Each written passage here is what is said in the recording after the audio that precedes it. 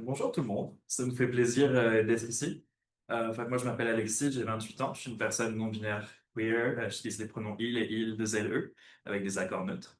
Romantiquement, je suis attiré par les hommes, puis ça fait 14 ans que j'ai fait mon coming out homosexuel à mes parents, puis ça leur a pris jusqu'à il y a 2 ans, là, il y a un an et demi pour que finalement ils puissent me dire que tu sais, c'est correct, sans que t'es heureux avec quelqu'un dans ta vie. Fait que ça prend un petit peu de temps. Ça s'entend mon accent, je suis français, mes parents sont à 6000 kilomètres de chez nous, puis je leur ai pas fait mon coming out queer, non binaire. Puis pour moi, c'est pas tant important parce que c'est pas vraiment des sujets avec lesquels je discute de mes parents. Euh, Moi, c'est Amélie, j'ai 39 ans. J'ai fait mon coming out lesbienne quand j'avais 22 ans à mes parents. Mais maintenant, j'utilise l'étiquette queer. Donc, je dis que je suis une femme queer. Je suis mariée depuis bientôt 10 ans avec une personne non-binaire qui s'appelle Lou. Je travaille au gris, puis dans mes loisirs, j'aime beaucoup ça, faire du camping et du plein air. Ça ressemble à ce qu'on fait quand on va dans les écoles, quand les bénévoles se dirigent dans les écoles pour aller faire des témoignages. Mais ça ressemble à ça, notre introduction. Ça dure à peu près 2 minutes chaque, à la place de juste quelques secondes chaque personne. Mais c'était pour vous donner quand même une petite idée de quoi, à quoi ça ressemble. Donc ensuite, après cette petite présentation-là, ben, c'est autour des personnes qui sont dans le local de poser leurs questions. Donc, toutes les questions sont bonnes. L'idée, c'est de vraiment aborder tous les préjugés qu'elles souhaitent, puis de le faire sans jugement, puis de répondre pour démystifier les réalités des personnes LGBT+.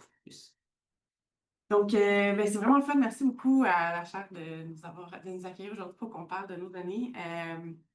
Merci beaucoup, puis de tenir ce colloque-là aussi. Ben, quand même, pour ceux et celles qui sont moins familiers avec le Guide Montréal, mais on est un organisme qui fête demain ses 30 ans. Mais en fait, donc, le vrai 30 ans, il était en septembre, mais en tout cas, la grosse fête, c'est demain. Puis il reste des places, ça vous intéresse. En tout cas, j'arrête ça là parce que c'est pas une idée de faire de la publicité. Mais donc, c'est ça. Donc, on se rend dans les endroits où on est invité. Donc, ça peut être autant dans les derniers cycles, les 2 dernières années du primaire, au secondaire, au cégep, dans les universités, dans des milieux de travail. Donc, on va vraiment aux endroits où on est invité, puis on répond vraiment aux questions des personnes avec notre vécu. Euh, donc, c'est ça. L'idée, c'est que ça mise sur l'empathie générée par la reconnaissance de l'humanité commune entre les personnes qui témoignent et les gens qui posent des questions. D'ailleurs, en fond, là, vous avez très flou là, deux personnes qui sont assises au-devant d'une classe pour témoigner. Depuis 2021, plusieurs bénévoles qui nous rapportaient avoir observé une hausse des discours haineux ou des attitudes de fermeture à l'égard de la diversité sexuelle de la pluralité des genres chez les élèves qu'elles rencontrent. Donc, même il y a aussi l'équipe de saisie de données. Donc, quand nos questionnaires sont remplis par les jeunes, une fois qu'ils sont revenus au bureau, ben, il y a des gens qui font en sorte que ça devient des données numériques. Donc, ces gens-là aussi, en compilant, sont tombés de plus en plus sur des commentaires dans les questionnaires qui étaient pas super le fun à lire. En 2023, on a pris la permanence du jury, le conseil d'administration, on a pris un moment pour faire une réflexion parce qu'on sentait ce climat-là qui changeait.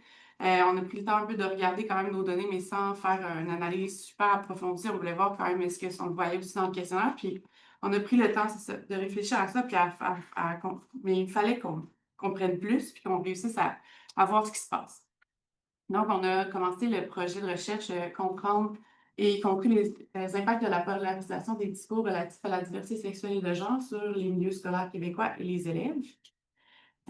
Donc, c'est un projet qui est financé par le Bureau de lutte contre l'homophobie et la transphobie.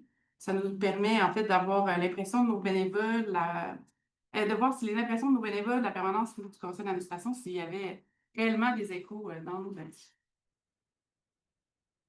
Alors, lors de chaque intervention, Amélie mentionnait que donc, deux bénévoles viennent se présenter aux élèves. En amont de ça, les élèves remplissent un questionnaire d'enquête, qui apparaît à l'écran, dans lequel on leur demande d'évaluer leur niveau d'aise par rapport à un certain nombre de scénarios dénoncés qui les mettent, on va dire, en situation avec des personnes et des réalités LGBTQ+.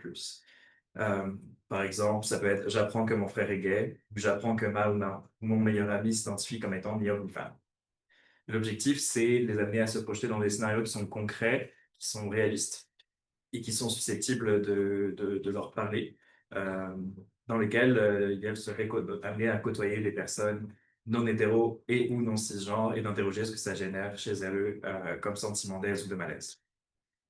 En plus des questions sur le niveau d'aise, on pose quelques questions à visée sociodémographique, comme le genre, les attirances, la présence de personnes de la diversité sexuelle et de la pluralité des genres dans l'entourage, etc. Donc avant de commencer, quelques mots sur notre échantillon. Euh, cette communication s'appuie sur les dernières données qui sont issues de nos questionnaires, donc 35 705 questionnaires complétés par des élèves de l'école secondaire entre les années 2017-2018 et 2023-2024, dans une diversité de régions du Québec. L'âge médian des élèves est de 15 ans, avec une moyenne de 14,6 ans. La répartition du genre est assez équilibrée, avec 49% de filles, 49% de gars et 2% de personnes non-binaires ou de jeunes qui se déclarent ni hommes ni femmes. Sur le plan des attirances rapportées, un peu moins de 84% des répondants-répondantes rapportent être attirés uniquement par des personnes de l'autre genre dans des modalités binaires. Donc, ça nous laisse 16% environ des élèves qui ne rapportent pas seulement des attirances sexuelles et romantiques exclusivement envers des personnes de l'autre genre, comme une fois dans des modalités binaires. Comme pour notre rapport qui est sorti en janvier, on a choisi de sortir notre présentation aujourd'hui sur les énoncés étalons. Donc, notre définition des énoncés étalons, c'est l'idée qu'on a des énoncés sur lesquels on a un nombre suffisant de données à travers le Québec. Donc, il y a assez de jeunes qui ont répondu, sur lesquels les postures tendent à être plus tranchées, puis aussi qui sont susceptibles de nous informer sur une diversité de réalités concrètes. On se concentrera sur un type d'énoncé étalon aujourd'hui avec le temps qu'on a. Donc, soit l'aise ou le malaise d'apprendre qu'une personne avec laquelle on entretient une relation amicale forte est LGBTQ. Je suis désolée. Qui se décline en différentes modalités, donc meilleure amie lesbienne, meilleure amie gay, meilleure amie bisexuelle ou pansexuelle, ou meilleure amie qui s'identifie ni comme un homme ni comme une femme, qu'on pourrait présumer non binaire, mais c'est une présumation. Ça se dit pas ce mot-là, mais bon. Ouais, présomption, mais c'est ça. À l'exception de la révélation du de la meilleure amie non-binaire, c'est les autres chiffres, en fait, c'était ceux qu'on avait communiqué, qu'on a communiqué, qu'on a déjà communiqué à plus qu'un endroit, entre autres dans notre rapport, mais cet énoncé-là, c'est du tout frais pour vous aujourd'hui. Un dernier mot quand même de mise en contexte. Dans le fond, les données qu'on utilise, mais c'est quand même des données qui ont été récoltées dans des écoles qui nous invitent. Donc, il y a peut-être quelque chose qui les unit, ces écoles-là, potentiellement, c'est au moins des écoles où il y a une personne qui est un peu préoccupée par les enjeux LGBT, puis les personnes qui nous invitent pas, ben, il y a peut-être pas cette personne-là dans le milieu. Donc, c'est peut-être pas totalement représentatif là, de la population générale. Je commence par vous donner l'évolution des niveaux d'aise des élèves sondés, donc année après année par rapport à la meilleure amie lesbienne, mais je vais prendre 2 secondes juste pour vous expliquer le graphique, le tableau, parce qu'on va y revenir plus qu'une fois. Donc, les niveaux d'aise ont été regroupés. Donc, dans le questionnaire qu'on vous a montré tout à l'heure, dans le fond, les jeunes ont le choix de répondre très à l'aise, mal à l'aise et très mal à l'aise. Donc, on a regroupé l'aise et le malaise, donc très à l'aise, puis vous avez compris l'idée. Pour le reste de la présentation, je vais juste dire à l'aise ou mal à l'aise, mais sachez que ça inclut l'autre choix. Donc, on a fait ce choix-là parce qu'en fait, la raison principale, c'est pour les tests statistiques, parce que dans le fond, ce qu'on voulait voir, c'est s'il y avait des différences observables, significatives ou non, avec des tests de Pi-carré. Puis, avec ce test-là, dans le fond, on peut juste voir si la répartition observée est attribuable au hasard ou si c'est pas le hasard. Donc, quand on a 2 catégories, c'est plus digeste et facile à comprendre que quand il y a plus que 2 facteurs. Donc, on a fait ce choix-là de ne pas interpréter trop les résultats. Donc, en regroupant, c'est plus simple. Donc, on peut voir si ça change vraiment d'une année ou d'un groupe à l'autre ou si c'est pas vraiment une différence. Donc, par rapport au lesbianisme d'une meilleure amie, donc on a donc, c'est ça. J'attire votre attention sur la deuxième colonne. On voit donc la première année scolaire de 2017-2018, les jeunes étaient 15,2% à être mal à l'aise. Mais donc en 2023-24, on passe à 33,8% de jeunes mal à l'aise. Cette tendance-là, donc à l'augmentation de la proportion des jeunes qui déclarent un malaise envers la révélation du ou de la meilleure amie, se retrouve pour les autres énoncés qui portent sur l'homosexualité d'un meilleur ami, qu'on remarque ici en vert, ou sur la bisexualité ou pansexualité du ou de la meilleure amie, respectivement en bleu pâle et en orange. Euh, on remarque que les niveaux de malaise augmentent systématiquement dans tous les cas de figure, que le malaise est plus marqué pour les scénarios qui mettent en scène un garçon qui ne serait pas hétéro, donc les courbes vertes et bleu pâle, et que la progression du malaise est plus marquée concernant la bisexualité que l'homosexualité, donc les lignes bleu pâle et orange. Concernant la non-binarité, donc les chiffres tout frais qu'on vous présente aujourd'hui, la non-binarité du ou de la meilleure amie, lors de l'année 2018-2019, soit la première année à partir de laquelle on a commencé à démystifier les identités de genre lors de nos interventions, le taux de jeunes mal à l'aise, très mal à l'aise était déjà très élevé à 42,7%, soit plus de 2 jeunes sur 5.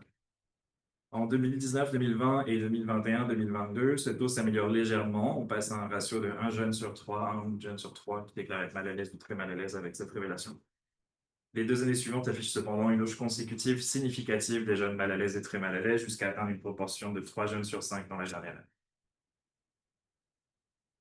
Bref, les dernières années, on frotte le taux de malaise des élèves du secondaire de notre échantillon sur tous les énoncés qui évoquent une situation hypothétique où une amie très proche s'avère être une personne LGBTQ.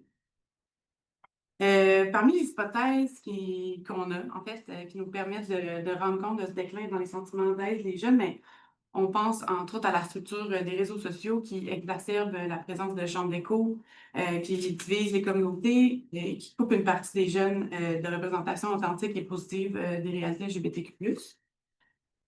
Il y a aussi l'écosystème journalistique néolibéral qui accentue le processus de désinformation à travers des titres et des nouvelles ce mot-là, c'est sûr, j'allais m'en fâcher. Sensationnalistes et manichéistes.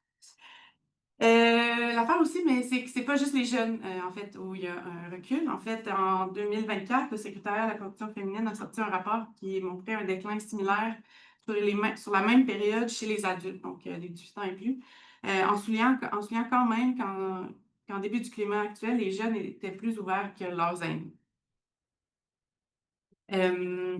Aussi, le déclin des attitudes des jeunes envers les réalités LGBTQ+, doit être situé dans un contexte global de panique morale au sens de Cohen. À l'échelle de la société à laquelle l'environnement scolaire n'est pas insensible. Les attitudes et discours que nous observons dans les dernières années cochent toutes les cases de la définition de la panique morale. On constate de l'inquiétude liée, entre autres, à une supposée contagion sociale, de l'hostilité envers les personnes LGBTQ+, avec la hausse des crimes haineux, un certain consensus d'acteurs, actrices politiques, communautaires, médiatiques et académiques sur le sérieux du danger potentiel supposé, et une disproportionnalité entre la violence des discours et des attitudes et le simple droit à l'existence des personnes queer. Les sujets auxquels touchent les paniques morales qui sont en train de se jouer concernent aussi des thématiques qui sont reconnues dans la littérature comme étant typiques des paniques morales. On parle notamment d'hommes violents qui s'infiltreraient dans les espaces réservés aux femmes, de violences scolaires, de drogue, notamment quand on parle de testostérone et d'estrogène, leur utilisation qui serait trop accessible et créerait des inégalités, par exemple dans le sport professionnel. Les violences sur mineurs, notamment à travers la rhétorique sur la prédation et la pédocriminalité. On parle de sexe, en particulier du corps sexué et du genre des personnes trans et non-binaires. D'abus de programmes sociaux avec le débat sur le remboursement des soins transaffirmatifs, ou encore des réfugiés, des demandeurs, demandeuses d'asile qui sont blâmés pour la montée des niveaux de malaise. L'efficacité des paniques morales est avérée pour ce qui est de distraire des véritables enjeux sociaux, donc que ce soit la pauvreté, l'accès aux soins de santé, l'accès aux soins de santé mentale, les changements climatiques, et pour rassembler des franges diversifiées de la population autour de valeurs communes, souvent nationales, voire homonationalistes. Par ailleurs, force est de constater que les forces conservatrices instrumentalisent cette panique morale pour pousser leur agenda de recul des services publics au profit du secteur privé et des individus les plus fortunés. Ce pan plus conservateur a en plus le vent en poupe, en particulier chez les jeunes, au lendemain des élections fédérales et la simulation de vote organisée en partenariat avec Élections Canada à travers le pays auprès des étudiants et étudiantes du primaire et du secondaire. La montée de la droite conservatrice des plus approuvés. 19,8% des jeunes Canadiens et Canadiennes avaient voté conservateur aux précédentes élections, mais en avril 2025, ils ont été 36,4% et ont placé le Parti conservateur canadien en tête avec un gouvernement minoritaire. À titre de comparaison, parmi les adultes par rapport à 2021, le Parti conservateur a gagné 7,6% des votes, amenant le parti à 41,3% des votes, qui constitue donc le premier parti d'opposition. Ces observations font écho aux préoccupations de nos bénévoles qui rapportaient une hausse des attitudes et des commentaires négatifs depuis 2021, ainsi qu'aux résultats sur lesquels on a pris parole sur la montée des niveaux de malaise par rapport à la diversité sexuelle et à la pluralité des genres dans les dernières années. La situation est préoccupante et même s'il peut parfois sembler que nous manquons encore de recul pour comprendre ce qui est en train de se jouer, il nous paraît aujourd'hui indéniable qu'une panique morale post-pandémique a saisi le Québec quant aux enjeux de la diversité sexuelle et de la pluralité des genres. Ces motifs peuvent encore sembler obscurs, mais la dynamique se dessine de plus en plus clairement dans la salle de classe, offrant le reflet des enjeux sociaux à l'échelle de la société. Donc, sur ces considérations qui ne sont pas toujours joyeuses, merci beaucoup de nous avoir reçus. Merci aussi à Gabrielle et Marie-Elvie qui font partie de l'équipe de la recherche, puis à nos bailleurs de fonds, le secrétariat à la Commission féminine et le bureau de l'homophobie à la transphobie. Merci pour votre attention.